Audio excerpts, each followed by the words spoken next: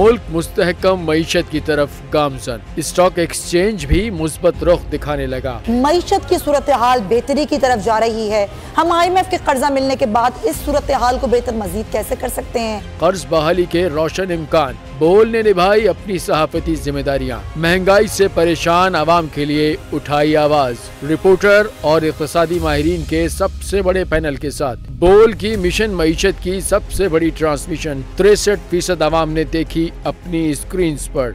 अगर 21वीं सदी की हम इंडस्ट्री की कोई बात करें तो उसमें फिर इंफॉर्मेशन टेक्नोलॉजी जो है वो टॉप पर आती है। अपनी रवायात को बरकरार रखते हुए बोल अवामी मसाइल को उजागर करने में सबसे आगे। देखिए बोल की अगली ट्रांसमिशन में मोबाइल लोन ऐप का बड़ा स्कैम कैसे हुआ बेनकाब। साइबर क्राइम सर्कल रावलपिंडी की मुख्तलिफ इलाकों में कार्रवाइयां। ब्लैकमेलिंग में मुलविस ऑनलाइन लोन ऐप्स के 9 मुल्जिमान गिरफ्तार कर लिए गए हैं। अगर इस स्कैंडल से मुताल्लिक आपके पास हैं हकाइक तो बनिए बोल इन्वेस्टिगेशन का हिस्सा। आपकी शनाख्त और तमाम तर मालूमात खुफिया रखी जाएंगी, तो बस हमें ईमेल करें या व्हाट्सएप करें 0337 0310 377।